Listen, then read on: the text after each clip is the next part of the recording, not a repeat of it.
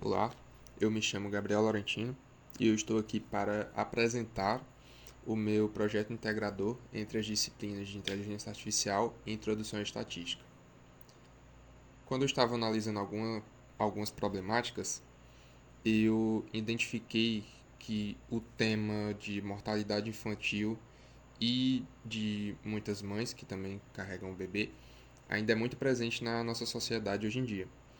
Uma das métricas para a gente avaliar e poder tomar mais decisões e ações em relação a isso é a cardiotocografia.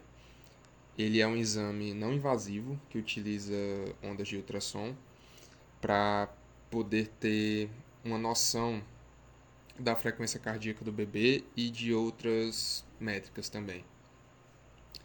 Então, com base nisso, eu resolvi desenvolver um modelo que aplica árvores de decisão para poder classificar e prover um pré-diagnóstico, não um diagnóstico final. Isso nunca deve ser aceito, sempre deve passar por um médico após esse pré-diagnóstico para poder classificar a saúde do bebê. Como vocês podem ver, primeiramente a gente vai importar algumas bibliotecas e alguns módulos que vão ser responsáveis pela manipulação dos dados, pela visualização e por algumas técnicas de machine learning. No caso aqui tem algumas coisas novas, incluindo algo que eu achei muito interessante, que é esse SMOT, que eu vou explicar um pouco mais tarde, mas eu achei muito bacana. Aqui no final eu só alterei o estilo do Seaborn para ele ficar melhor, para a gente visualizar os dados. Bom, nessa segunda célula a gente vai primeiro carregar os dados do CSV, que inclusive eu extraí aqui desse dataset do Kaggle. É um dataset que ele tem uma avaliação de usabilidade boa e eu resolvi aplicar ele. Primeiro aqui, como vocês podem ver, eu vou estar carregando o dataset. Após isso, eu resolvi retirar essa tabela de desacelerações severas na frequência, porque quando eu vim analisar aqui nas colunas, essa desaceleração não possui uma variância. Então, quando a gente vai fazer o treino do nosso modelo, acaba que se torna irrelevante. Então, eu resolvi retirar as colunas. Após isso, eu converti o, o nosso alvo, né, que é realmente a saúde do feto, que aqui estava como float, eu converti para categoria, para ficar melhor da gente poder trabalhar com esses dados. É uma correção semântica melhor. E ao final aqui eu estou disponibilizando aqui as informações que mostram todas as colunas e os tipos delas. Após isso, eu resolvi fazer uma exploração da distribuição para a gente poder ver se tem algum desbalanceamento entre as classes do nosso alvo.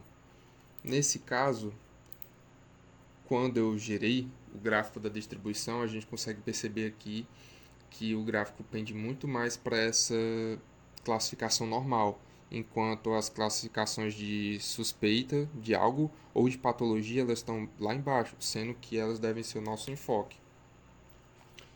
Portanto, é aí que vai entrar o nosso método de SMOT, que é uma técnica de balanceamento baseada em overfitting, mas eu vou explicar um pouco mais para frente. Primeiramente aqui eu vou estar preparando a data para modelar, onde eu vou estar separando as variáveis entre fatores na variável x e na variável y eu vou estar selecionando o nosso alvo, que no caso, volta novamente à saúde do bebê. Que eu vou estar dando um split nos dados e eu resolvi fazer uma proporção de 80% de treinamento para 20% de teste. Esse render state aqui a gente pode usar qualquer um, mas quem já assistiu o guia do Mochileiro das Galáxias vai entender a referência. Esse Stratify aqui é só para a gente garantir uma proporção melhor entre as classes em ambas as divisões. O que é que esse SMOT vai fazer para a gente corrigir aquele balanceamento?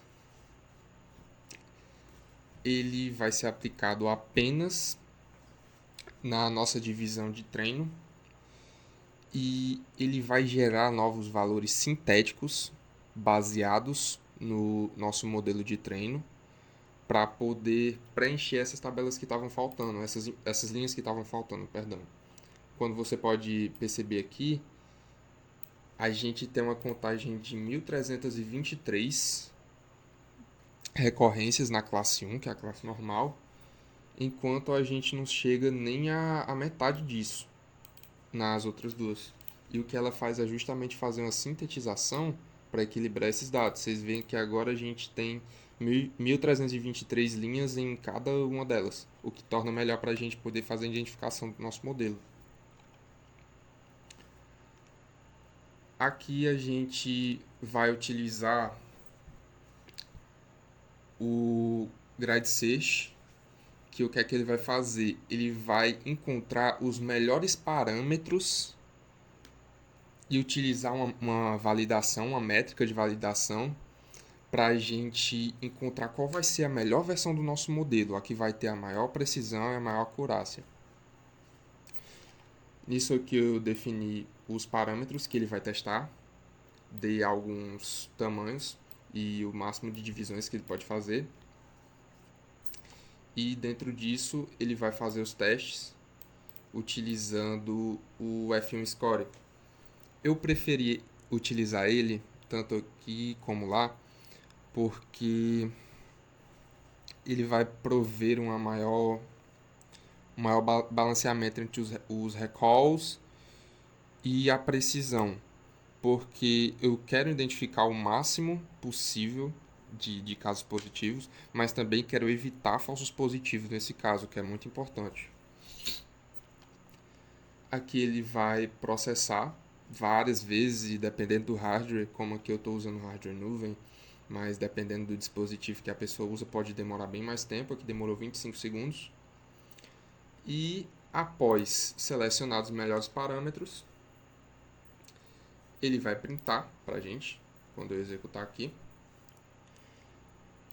Como a gente pode ver, e no F1 Score ele tem uma taxa de 96%. Muito boa, por sinal. Após tudo isso ser especificado, agora a gente vai treinar o nosso modelo. Vamos fazer a previsão, né, realmente, para fazer os testes aqui. E vai ser utilizado o teste de acurácia e o de classificação, onde a gente vai ter algumas coisas aqui, bem bacanas. Como vocês podem ver, a acurácia do teste foi de 90%, uma proporção muito boa mesmo, para o modelo que a gente fez. Na classificação a gente pode perceber aqui que no normal ele teve uma precisão de 96% para identificar, ou seja, evitando falsos positivos, e de 93% no recal, ou seja, ele está com uma taxa de 93% de identificação correta das nossas variáveis. No 2 ele já tem uma previsão um pouco mais baixa, de 67%, mas ele ainda mantém um recall de 80%, que é excelente.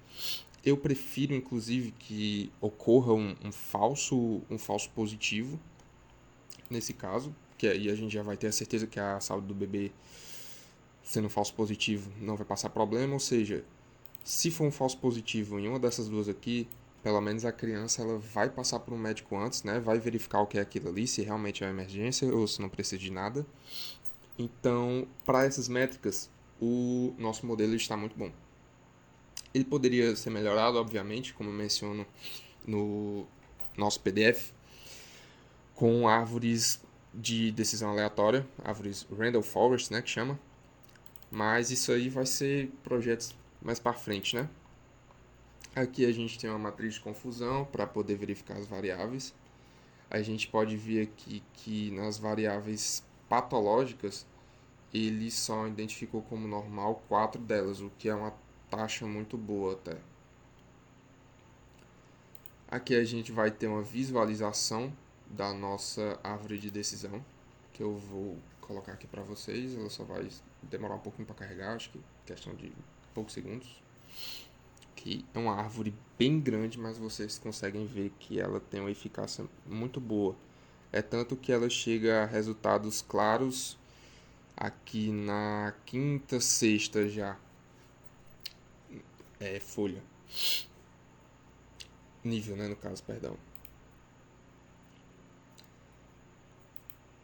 Aqui eu queria fazer uma análise muito bacana de se fazer, que é para a gente verificar quais são as variáveis mais importantes nessa classificação.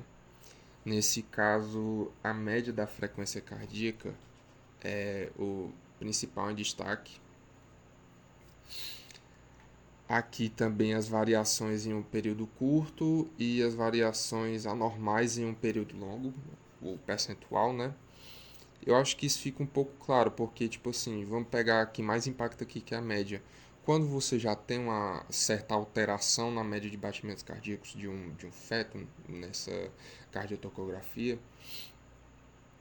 acaba que é algo preocupante, porque geralmente é algo que se mantém estável. Então, se ela tem uma certa alteração nessa média, é bom a gente ver o que é que está causando isso, né? Então, isso aqui classifica muito bem. É tanto que, só acrescentando aqui, eu sei que o vídeo está um pouco longo.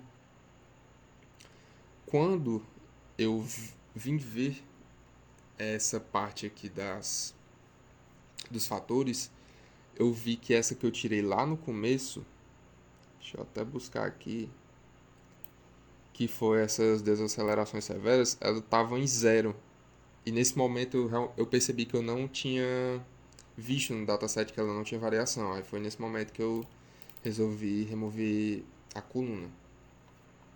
Eu acho que os maiores desafios com esse projeto foram aprender técnicas para o balanceamento. Eu gostei muito dessa daqui, do Smart, que ela dessa sintetização, né? Realmente aprender como selecionar a melhor métrica. E eu acho que se eu fosse fazer isso de uma forma mais manual, daria um trabalho gigantesco. Então esse Grid Search ele foi excelente, caiu como uma luva. Mas no geral o que a gente tem é um projeto bem robusto, com uma interpretabilidade que eu creio que esteja bem boa e altas taxas de acurácia, né? Eu acho que tende a escalar, né? Eu acho que dependendo da forma que for aplicado e utilizando outros métodos, eu acho que a gente consegue chegar até uma acurácia de cerca de 95, 96%. Mas no geral é isso, foi um projeto bastante enriquecedor e eu só tenho a agradecer pela oportunidade de poder exibir um pouco do meu conhecimento para vocês e também absorver esse conhecimento. Muito obrigado.